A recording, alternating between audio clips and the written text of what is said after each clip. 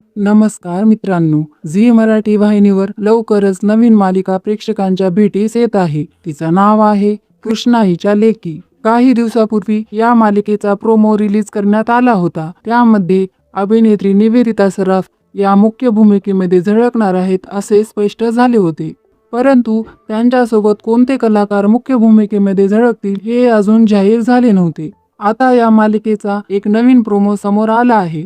चूल आणि मूल बाईकडे आणि घराची जबाबदारी पुरुषाकडे हे आपण वर्षानुवर्ष ऐकत आलोय. पण जेव्हा वंशाला दिवा नाही म्हणून नवरा पाठ फिरवतो, तेव्हा एक आई आपल्या लेकींच्या पाठी कशी खंबीरपणे उभी राहते याची ही गोष्ट आहे. आता बघूया या मालिकेमध्ये कोणते कलाकार मुख्य भूमिकेमध्ये झळकणार आहेत. तर कृष्णा हिच्या लेकी या येणाऱ्या नवीन मालिकेत प्रोमो मध्ये दाखवल्याप्रमाणे कृष्णा हिला 3 लेकी आहेत. मोठ्या मुलीच्या भूमिकेमध्ये स्टार प्रवाहावरील लोकप्रिय मालिका विठू माऊली फेम अभिनेत्री एकता लब्धे दिसणार आहे. तर मधल्या मुलीच्या भूमिकेमध्ये अभिनेत्री ट्विंकल यादव पाहायला मिळणार आहे. तसेच सर्वात लहान मुलीच्या भूमिकेमध्ये आई बाबा रिटायर होत आहे फेम अभिनेत्री नारायणी वर्णे दिसणार आहे. आणि कृष्णा ही या पात्राच्या भूमिकेमध्ये अभिनेत्री निवेदिता सराफ दिसणार आहेत. या मालिकेमध्ये कोणते अभिनेते मुख्य भूमिकेमध्ये असणार आहेत हे आणखी जाहीर झाले नाहीये. लवकरच त्यांची नावे झी मराठीद्वारे जाहीर केले जातील. आता पाहूया ही मालिका कधी आणि कोणत्या वेळेला सुरू होणार आहे. तर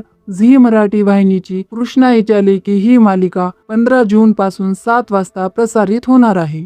सध्या शुभ श्रावणी ही मालिका सायंकाळी 6:30 ते 7:15 तर वीण दोघातली ही तुटेना ही मालिका 7:15 ते 8 या दरम्यान दाखवली जात आहे. आता कृष्णा हिच्या लेकी या मालिकेमुळे 15 जून पासून पूर्वीप्रमाणे या मालिका अर्धा तास दाखवल्या जातील.